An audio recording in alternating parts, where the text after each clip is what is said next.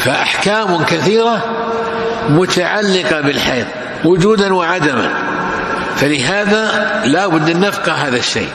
فعليه أن كل دم يأتي المرأة لا سبب له من الله عز وجل كالنفاس، ولا سبب له منها هي كأن تتسبب أو تتعرض لشيء يخل بتوازنها فيأتي عليها الدم. وغالب ما تبتلى به النساء في هذا الزمان الحبوب، وما أدراك ما الحبوب.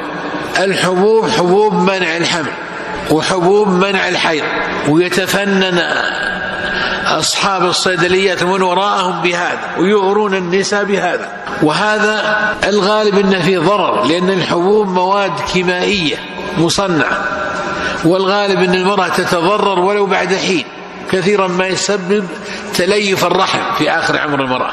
ناهيك بأنه ما ينضبط، فإذا نسيت المرأة أكل حبة أو حبتين جاءها الدم فتكون المتسببة، وهذا أمر مشكل. يعني ما نستطيع نجزم أنه دم حيض ولا دم استحاضة.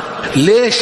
لأن هذه البطانة انهدت بتسبب، فإن كان في أول الحيض فهو يشبه أن يكون استحاضة في أول مدة، وإن كان في آخرها فهو يشبه أن يكون حيض، لأنه فيه وصف الحيض السواد والنتن.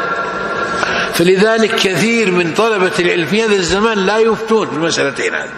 والمرأة المتسببة مرة تقول أنا أبتم الصيام، وأخرى تقول أنا أبغى أحج حتى ما يصير عليه مشكلة، وكثيرا ما لا ينفع هذا، مع أنها تأكل حبوب تبتلى بالدم، وهذا نوع من عقوبات الله عز وجل.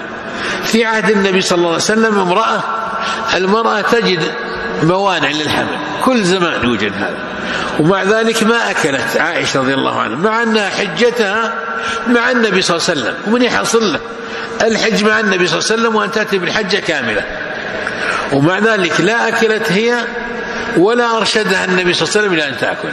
ولما أصابها الحيض وحزنت قال صلى الله عليه وسلم مسليا لها ذلك شيء كتبه الله على بنات آدم.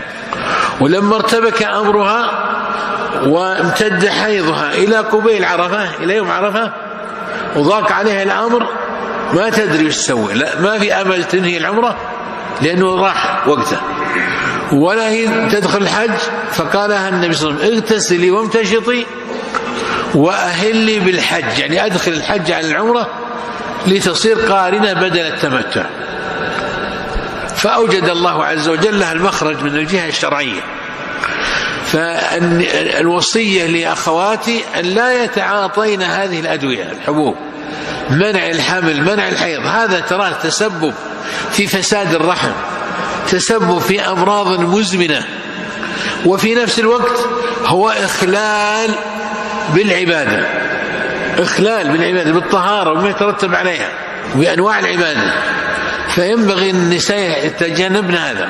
ومثل هذا أيضا نذكره اللولب الذي تجعله بعض النساء في الفرج حتى لا تحمل، قل امرأة تركب هذا إلا يستمر معها النزيف، ولكن هذا أمره بين إنه بسبب اللولب يكون له حكم الاستحاضة، وهو أخف من ذاك هو المشكل.